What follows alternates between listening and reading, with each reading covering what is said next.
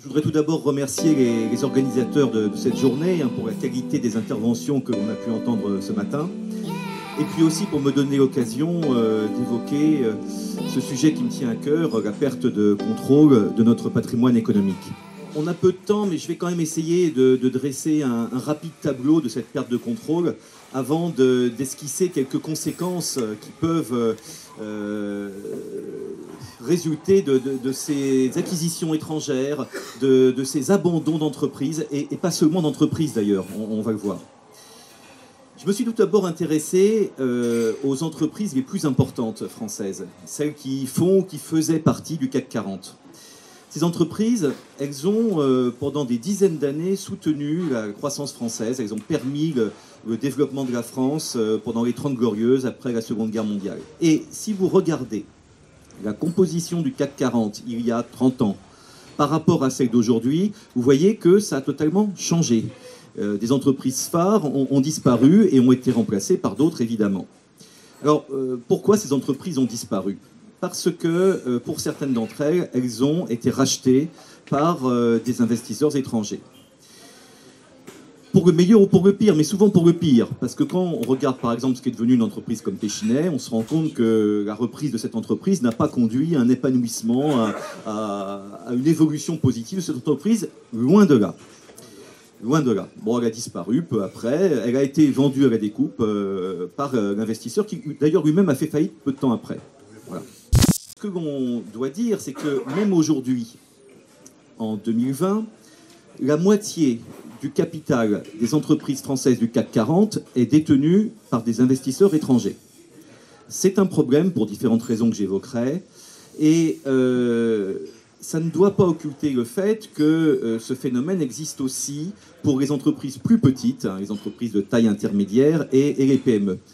Même si on a peu de chiffres là-dessus, et c'est vrai que parfois les experts se trompent, vous avez raison, mais parfois ils disent aussi des choses sensées, on pense aujourd'hui qu'à peu près la moitié des PME françaises sont contrôlées par un groupe étranger. Oui. Alors, ça pose des tas de soucis, des tas de problèmes, et on se rend compte qu'à l'arrivée, nous perdons le contrôle de notre économie, nous perdons notre indépendance économique.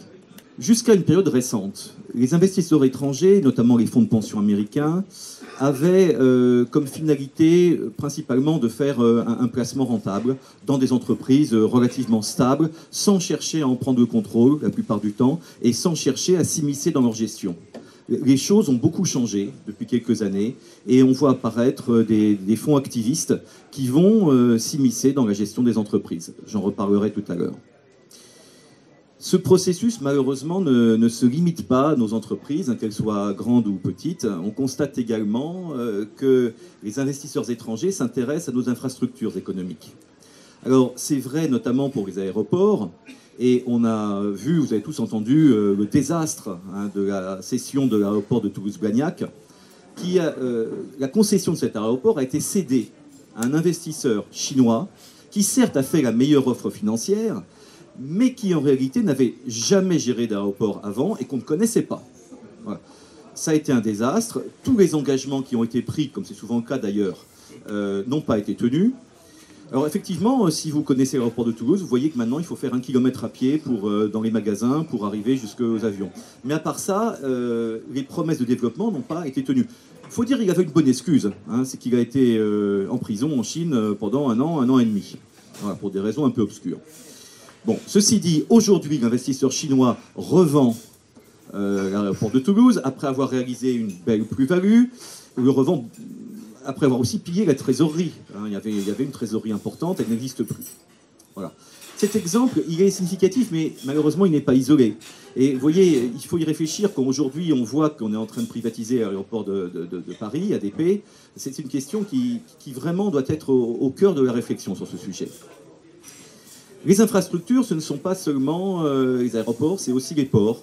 Et peu à peu, on voit que des investisseurs chinois, principalement, acquièrent des parcelles de nos ports au Havre, à Dunkerque, et actuellement, il y a aussi des négociations pour Marseille. C'est aussi nos autoroutes. Nos autoroutes ont été cédées à des investisseurs, elles ont été privatisées. Il y a actuellement 3 grandes sociétés d'autoroutes en France qui se partagent un peu le paysage autoroutier. L'une est entièrement contrôlée par des capitaux étrangers, une deuxième à moitié, et une troisième est restée française. Mais c'est vrai qu'aujourd'hui, lorsque vous prenez votre voiture pour faire par exemple un trajet Paris-Lille, vous payez le péage, eh bien vous donnez de l'argent à des investisseurs allemands, espagnols ou italiens. Pour être clair. Voilà. Alors, cette mainmise des investisseurs étrangers sur notre patrimoine économique se double d'une mainmise sur notre patrimoine culturel. Et j'en dis un petit mot dans le livre. Il faut savoir que l'appétit des prédateurs internationaux ne se limite pas aux entreprises autant que telles, mais concerne aussi notre patrimoine immobilier, par exemple. De plus en plus d'immeubles de prestige, de châteaux, sont acquis par des investisseurs étrangers.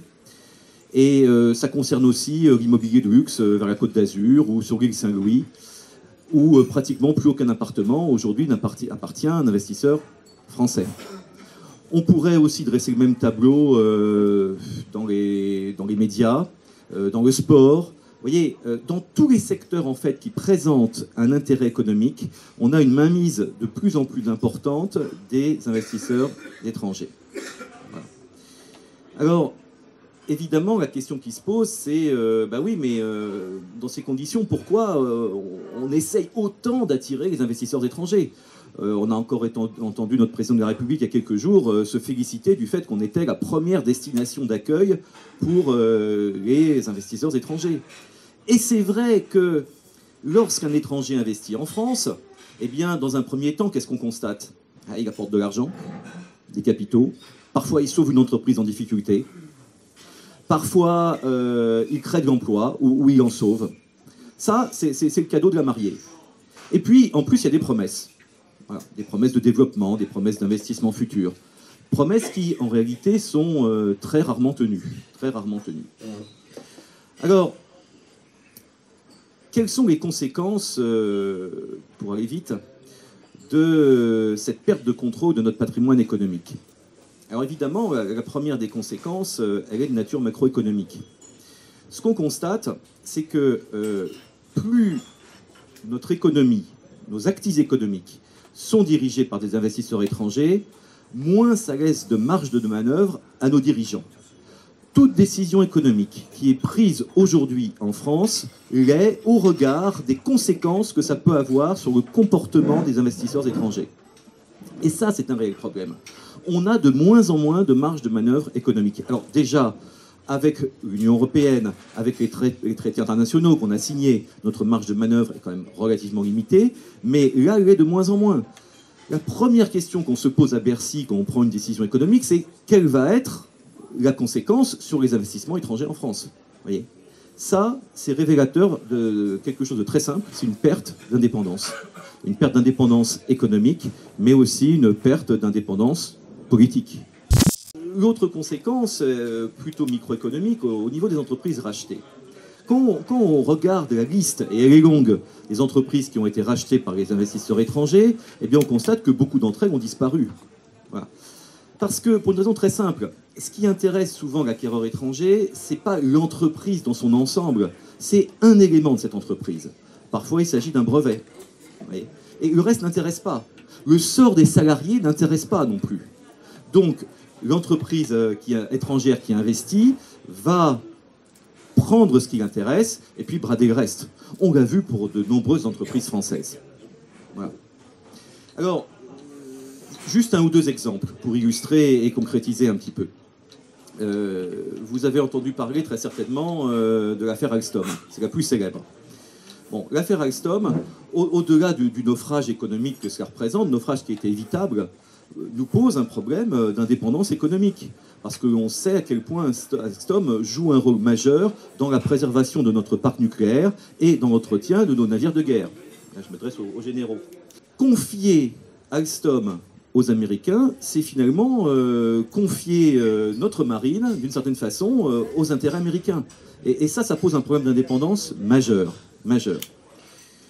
Tant qu'on est dans la défense nationale, je voudrais rajouter un second exemple. Encore tout à fait récent. Vous avez entendu parler de l'OPA qui a été menée en juin dernier par un groupe financier américain sur la TECOR. Alors Latécoère, c'est une très vieille entreprise française, mais ce n'était pas une entreprise musée. C'est 5000 salariés, dont 2000 qui travaillent en France. Et Latécoère est à la pointe de la recherche pour un certain nombre d'innovations futures, et notamment quelque chose de très important, c'est le fameux remplacement du Wi-Fi par une technologie d'avenir qui présente un intérêt stratégique évident, parce que, contrairement au Wi-Fi, ça permet des conversations, ça permet des transmissions de données davantage sécurisées. Voilà. Avec un poids extrêmement faible, et donc ça peut intéresser évidemment l'armée de l'air. Voilà. On a laissé partir cette pépite qui marchait très bien, qui a été rachetée peu à peu avec une stratégie extrêmement intéressante. Si j'avais le temps de détailler, je vous dirais bien que d'abord, dans un premier temps, on a fait venir des 2 investisseurs américains qui avaient l'air de rien, des fonds de pension. Ça mange pas de pain, c'est pas méchant, 10% chacun. Et puis peu à peu, eh bien, on a un 3e investisseur qui arrive, Searchlight, qui, on le sait, a des relations très serrées avec la CIA, et qui va racheter les 2 fois 10%, plus reprendre 30%, 40%, 50% du capital de Latécoère, si bien que finalement, notre entreprise et les brevets qu'elle va développer seront strictement américains. Voilà. On pourrait multiplier ces exemples, mais pour rester dans le secteur de la défense, il faut savoir aujourd'hui, et les militaires qui sont là le savent bien, notre industrie de défense, aujourd'hui, eh bien, elle est plus indépendante. Pour équiper nos armées avec des armes de poing, on est obligé de recourir à des entreprises étrangères. Le Rafale est vraisemblablement le dernier avion de combat qui sera purement français. Et encore, il n'est pas totalement. Nos chars, nos navires, maintenant, ce sont des productions de plusieurs pays. Et là encore, ça participe à notre perte d'indépendance. Voilà. Il y a une donnée qui est confirmée par de nombreuses études. Plus une entreprise française est contrôlée par des investisseurs étrangers, plus elle est sous l'influence d'investisseurs étrangers, plus elle est exposée à des risques de délocalisation, d'externalisation d'activités, de dépôt de bilan, de plans sociaux. Voilà. Et ça explique une partie du chômage en France aujourd'hui. Les bénéfices que peuvent générer ces entreprises partent aussi à l'étranger parce que les propriétaires sont étrangers. Voilà. Et donc le tableau, il est un petit peu noir quand même. Et ce qui est peut-être le plus inquiétant, je pense, c'est que la stratégie des investisseurs étrangers a un petit peu changé de nature depuis une dizaine d'années. Il y a environ 10 ans, il s'agissait d'acquisitions un peu isolées. Vous voyez, un milliardaire américain ou chinois qui souhaitait acquérir une entreprise française pour des raisons, on va dire, de stratégie industrielle. Bon, c'était regrettable, mais nous aussi, en France, on achète des entreprises à l'étranger. C'est pas à sens unique. Voilà. Alors on avait effectivement un investisseur américain qui pouvait venir faire son marché en France. Voilà. On avait une milliardaire chinoise qui est venue acheter des vignobles dans le Bordelais. Actuellement, on a une centaine de vignobles dans le Bordelais qui sont passés en 10 ans sous contrôle étranger. Voilà. Des terres agricoles aussi. Bon. Cette stratégie a beaucoup changé parce qu'aujourd'hui, on a le sentiment qu'en réalité, il y a derrière tout ça, ce qu'il n'y avait pas il y a 10 ou 20 ans, il y a derrière tout ça un chef d'orchestre ou des chefs d'orchestre. L'idée, si vous voulez, c'est que, partons un moment du côté de la Chine, il y a une dizaine d'années, le gouvernement chinois, le Parti communiste plus particulièrement, a décidé de reprendre en main les milliardaires chinois qui investissaient dans le reste du monde.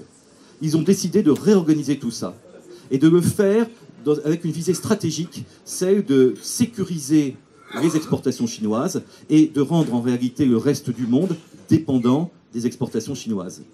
Alors, c'est l'explication des fameuses routes de la soie dont vous avez certainement entendu parler, qui consistent à acquérir et à financer des infrastructures un peu partout dans le monde. Voilà. Alors, du côté américain, on a aussi cette stratégie de domination, parce que c'est de ça dont il s'agit.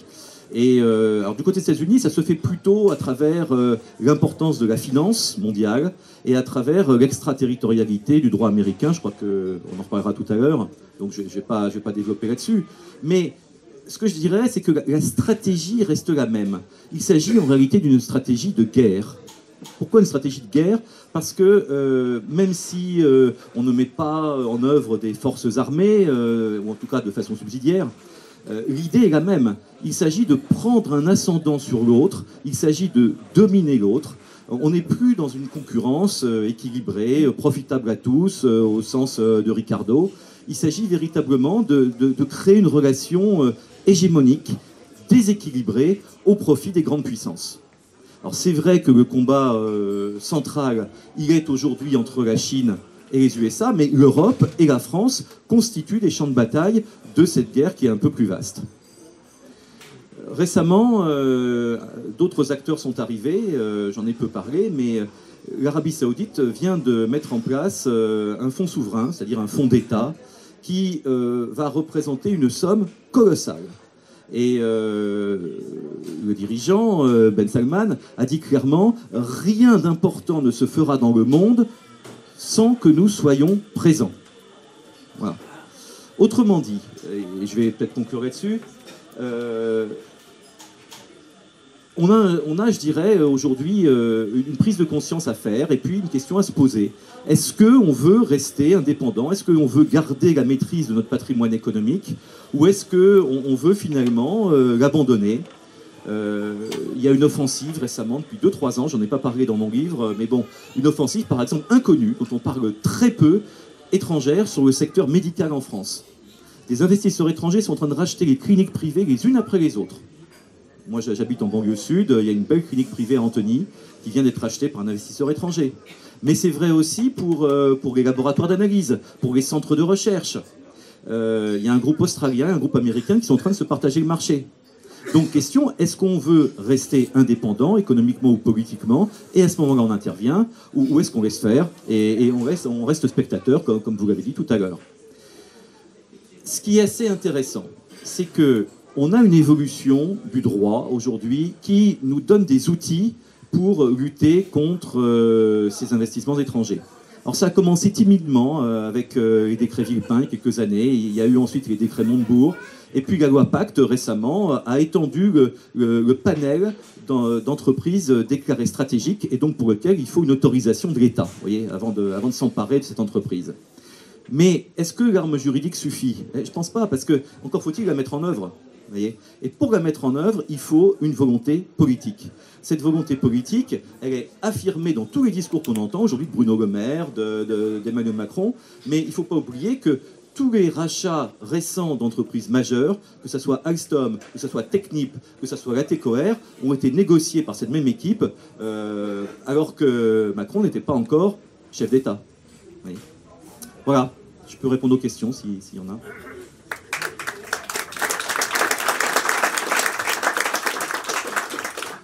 Très simplement, la dette nous rend dépendants des prêteurs. Nous empruntons actuellement 1 milliard d'euros tous les 2 jours. Clairement. Voilà. Dit autrement, bon, ça sert aussi à rembourser la dette, mais enfin, bon, on doit trouver 1 milliard tous les 2 jours. Voilà. Dit autrement, l'État a les moyens d'assurer sa mission, c'est-à-dire de payer les fonctionnaires, de payer les militaires, de payer les enseignants, depuis le 1er janvier jusqu'environ au 15 septembre. Après, tout le reste est dépendant des prêteurs. Voilà. Donc forcément, ça crée une dépendance réelle. Et je vais vous dire le fond de ma pensée. Quand on voit qu'on brade notre patrimoine immobilier public en disant « c'est pour rembourser la dette », et quand on voit, mais c'est faux, c'est entièrement faux. D'abord, il n'y a qu'une petite partie qui est affectée au service de la dette, et ça représente en réalité, pour tout ce qu'on a bradé, et ça se chiffre en dizaines de milliards, ça représente même pas 0,001% de notre dette. Donc c'est totalement faux. En réalité, on est devenu un petit peu dépendant de l'étranger, et donc des personnes qui nous prêtent. Ce sont ces personnes qui ont effectivement une part du pouvoir. Qu'est-ce qu'on fait? Quelle solution? Difficile à dire. Moi, j'ai surtout voulu déjà éclairer sur le constat. Bon, j'ai pas de solution toute faite en réalité. Pourquoi? Parce que le fond du problème, le nerf de la guerre, c'est la finance. Lorsqu'une entreprise est mise en vente, que ce soit une PME ou une très grande entreprise, eh bien, on met en concurrence les différents acheteurs potentiels, et c'est le plus fortuné qui l'emporte. Pas forcément au mieux disant. Hein. Pour Toulouse, c'était pas le mieux disant, loin de là, c'était le plus fortuné. Voilà. Aujourd'hui, les plus fortunés, forcément, ce ne sont pas les investisseurs français. Voilà. Ce sont des investisseurs américains, arabes, chinois. Donc, je dirais que si on laisse le marché se dérouler selon les règles pures de la libre concurrence, à mon sens, il n'y a pas de solution. Ça suppose un interventionnisme étatique qui puisse véritablement bloquer un certain nombre d'investissements lorsqu'on estime qu'ils sont dangereux, lorsqu'on estime qu'il y a un intérêt véritable stratégique pour nos entreprises. Les Américains le font très bien. Il y a un organisme aux États-Unis qui s'appelle le CFIUS qui bloque tous absolument ce qui est menacé, ce qui présente le moindre intérêt. Et en Chine, essayer d'acheter une entreprise en Chine, vous allez voir, c'est extrêmement compliqué, à moins d'accepter de faire une co-entreprise et puis de transférer des technologies. Vous voyez ? Bon, en France, on est très libre là-dessus. On est très libre parce qu'on a voulu laisser les mécanismes du marché fonctionner. Donc, je pense qu'une intervention de l'État est absolument nécessaire. Après, il y a des moyens techniques. J'ai peut-être pas le temps de détailler, mais on pourrait en France essayer de drainer davantage l'épargne vers les entreprises françaises, ce qui est très peu le cas aujourd'hui. On aurait pu profiter de la réforme sur les retraites, dont on parle beaucoup, pour essayer d'orienter l'épargne qui se dessine. On va beaucoup parler de capitalisation parce qu'on y va tout droit. Eh bien, orienter cette épargne vers l'investissement en entreprises françaises. Vous voyez ? Bon, et puis il y a aussi tout le travail qu'on peut faire, vous, moi, pour essayer de dire ce qu'est une entreprise française et pourquoi c'est important que notre patrimoine reste français. Il y a quelques années, quelqu'un qu'on va peut-être pas citer beaucoup ici, M. Montebourg, il a essayé de sensibiliser au produire français. C'est bien, c'est une bonne idée. À mon sens, ça suffit pas. Il faut aller au-delà. C'est-à-dire qu'une vraie entreprise française, c'est quoi ? C'est une entreprise, effectivement, qui produit l'essentiel de sa production en France. Or, on voit, par exemple, dans l'industrie automobile qu'on délocalise à tout va et de plus en plus vers l'étranger. Mais c'est aussi une entreprise dont les principaux propriétaires, les principaux dirigeants sont français. Et c'est une entreprise qui paye ses impôts en France. Vous voyez ? Et je pense qu'on aurait intérêt à assurer la promotion de ces vraies entreprises françaises, peut-être en créant un label ou quelque chose, vous voyez, voilà. Donc l'arme financière, l'arme juridique, et puis le travail que l'on peut faire tout à chacun pour essayer de rendre compte un petit peu de ce risque pour notre indépendance que représente la captation de notre patrimoine économique.